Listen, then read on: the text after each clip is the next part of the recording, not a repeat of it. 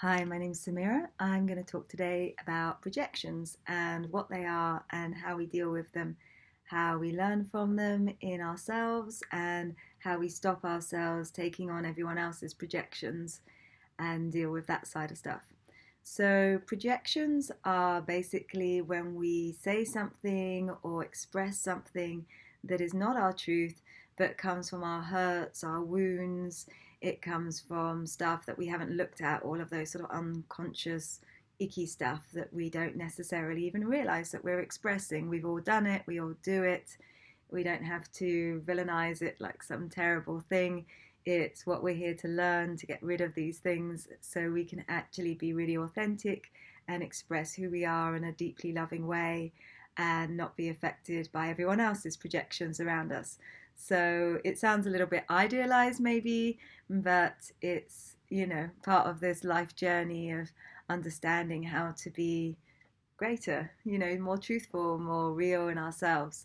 So, how do we first off deal with other people's projections? Because it's kind of hard to see our own projections, but it's often easier to see other people's projections when someone's saying to us, you're fat, or you're ugly, or you're this, or you're that. And you kind of know you're not, or you hope that you're not, but it hurts, We feel really affected by what people tell us and what they say to us. And, we want to not believe it, but there's a little voice inside us that thinks, oh, maybe that's true, or, maybe I am stupid, or, maybe I did do something stupid, or maybe they saw me do something stupid and I'm embarrassed about that, or I said something stupid and we're already beating ourselves up. So to have someone else project their stuff, their hurts onto us at that moment is really painful. So how do we deal with that? Well, there's a great expression, okay? And this expression is observe, not absorb.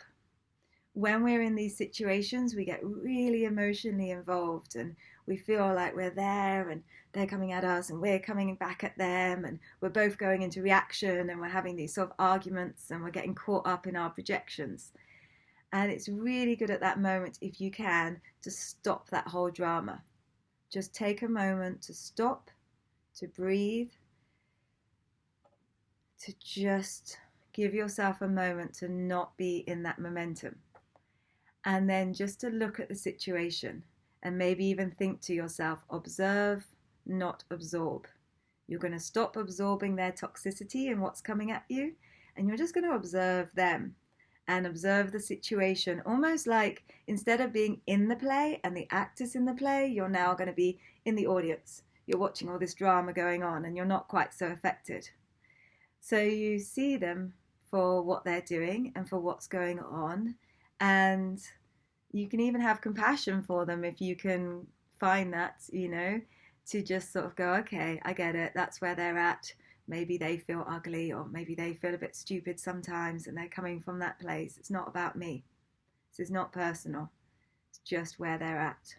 So to deal with other people's projections, take a moment to stop the pattern, to step back from that, to observe it, to not absorb it anymore, and to then potentially even hold them with compassion that, you've been mean to people sometimes as well, and you get it.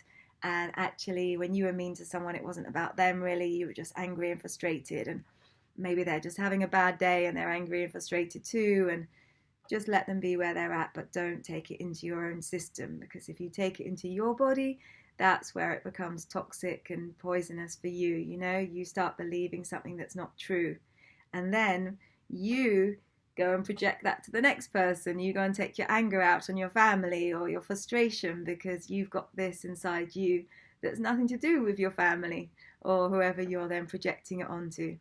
So how do you deal with your own projections? Well, we've all said stuff that we regret or we don't think is true to our nature. And you afterwards you might be like, oh, why did I say that? Or that was so stupid, or that's not what I meant to say. And it's very similar to dealing with other people's projections. First off, you have to be grateful for yourself that you've seen something to grow from. You've had this moment and you're like, oh, that was really stupid. And so you're like, okay, first off, I'm going to be compassionate with myself. We all say silly stuff. It's not a big deal. Next, you look at what you said. Why did I say that? Okay, I said that because it really irritates me when my mum does this, or when my partner does this, or whatever's going on with this. Okay, let's strip that back again. Why does that irritate me? And you keep on stripping back until you get to the emotion behind it all. So it might be that you were really angry and you screamed at someone, and then you realize behind that anger it's because you were sad, because something else had happened to you that made you feel really sad, or because that's how you had seen your dad or your mum deal with something. So once you've identified what's going on with you, then you really will get tested again. You know, this universe has this amazing way of bringing the issues back. So the next day or the next week, the same thing happens, but maybe with a different person. And at that point, you then get this chance to go, oh, okay, wait a second. Red flag. I've spotted this one. Last time I was really stupid in how I dealt with this. I was really angry or whatever it was. This time, I'm not going to do that. This time I'm going to do the opposite. I'm going to just hold myself. I'm going to observe. I'm going to feel my reaction come up, but I'm going to actually now do something different. I'm going to speak from an authentic place. I'm going to actually speak what I really mean. And I'm not going to speak if I can't allow that voice to come out. I'm just going to hold myself until that truthful voice comes out that says what I really mean. And in doing that, you then have stepped out of that locked jigsaw puzzle, out of that game that you were caught in, and you're able to reflect truth. And this person that's coming at you suddenly has to deal with something different.